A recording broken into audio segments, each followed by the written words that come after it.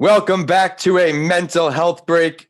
I'm your host and author of the book, Mr. Lanci Talks Mental Health, Vincent A. Lanci. And I'm Patrick Lewis. While I was a college student, I was the victim of a hit and run accident while on foot.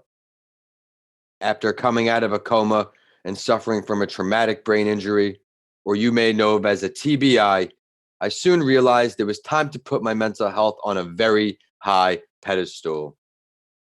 This transformative experience has led me to create this podcast that is all things mental health. Each week, I interview different mental health professionals and advocates from around the world to share their stories relating to mental health. For this week's episode, we have a guest who I connected with through a mutual friend of ours, Tony Alexander.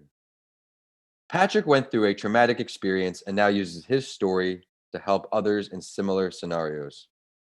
We have been Zooming over the last month, and I learned that he has an incredible story to share with a lot of passion behind it. In addition to his personal experience, he is doing work with a mental health podcast, and he has a few mental health initiatives he's working on. We're going to learn about all of that and more. So allow me to now introduce Patrick Lewis. Patrick, it's great to see you again, and thank you so much for joining for an episode. Vincent, I'm excited to be here. Thank you for having me.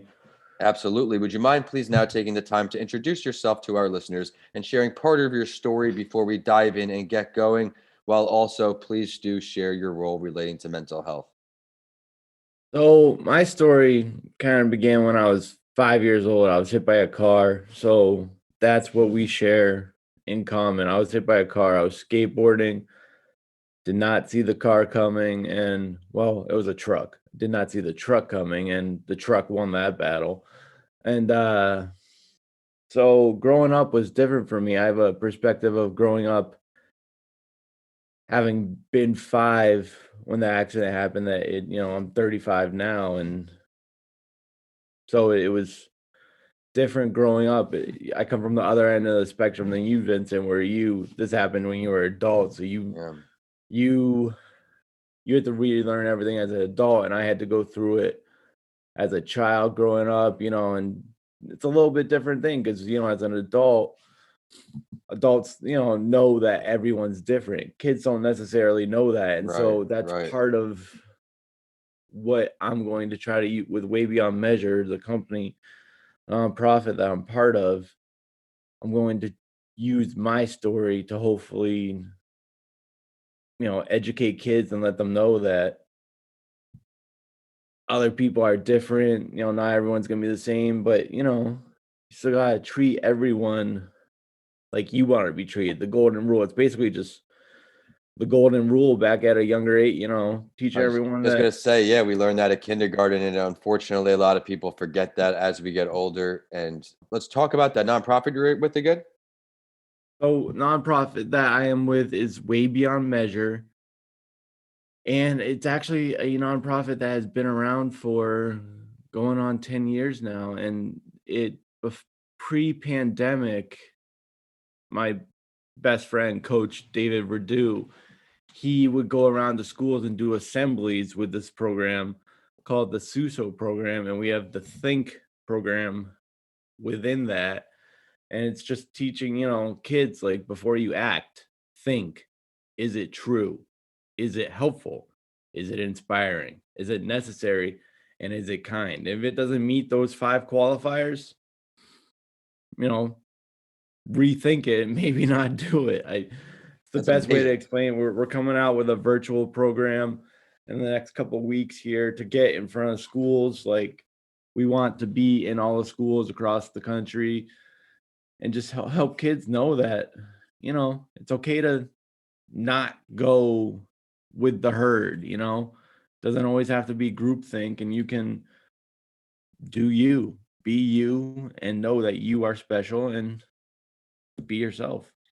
Dude, incredibly said. Thank you for sharing that perspective. Very humble to be introduced to you because, like I said, we spoke a few times, and I know we're sharing a similar mission of passionately trying to break down mental health stigma. So I think there will be no better time than now to get into this main event.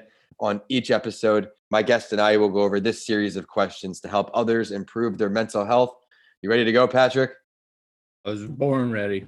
Great. So many would agree that the more common or talked about types of mental health disparities are mood disorders, anxiety disorders, or schizophrenia disorders. Which areas did you come across the most? Well, given right now that we are focusing on laying the foundation in the K to 5, I think it tends to be, and just from what I've seen as a fairly new observer to this, because this wasn't the way I would always plan on going. But I think, and given today's world with social media being in everyone's face at such a young age, I feel like mood disorders and anxiety disorders are going to be two of the biggest things we face, because you get that anxiety of Mhm.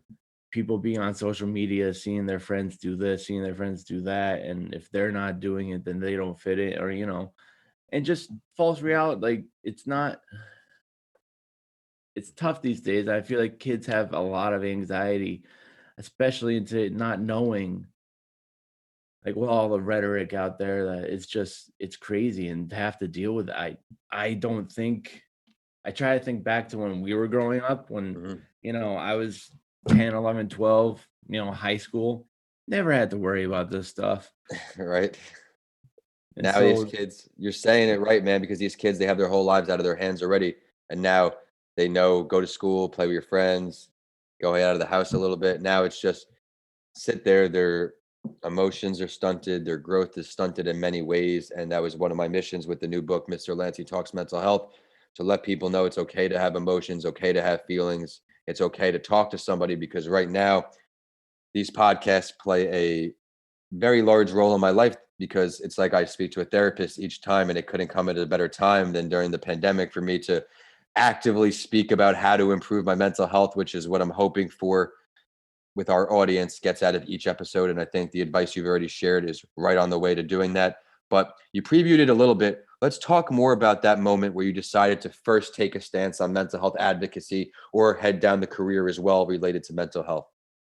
well, I don't really think I think it, honestly, and it's kind of cliche-ish, but I feel like it chose me. Like, Me as well. Yeah. this right now, Vincent, is a personal growth moment for myself. I have feared being on podcasts, but you and I had a good dialogue before this, and so this is my very first. Like, I've always, from growing up being different, I'm still carrying some of those, like, I'm different, and I'm finally, within the past year, I'm realizing that it's okay. I'm 30 again. I'm 35 now, and I'm just becoming okay with sharing my story, being able to talk about myself, and knowing that I have something to say that will help other people. And that's what I want to do, is just help people. I've always wanted to, I tried doing the whole med school route after getting my master's in biomedical sciences, but me and the med schools, we disagreed. I thought that I could do it. They didn't think I could do it. All right, agree to disagree. Yeah. So, it's just always been about helping people. And again, over the past year, I've realized that I have a story that I can use to share with the younger generation, that, like, there's always tomorrow, focus on that.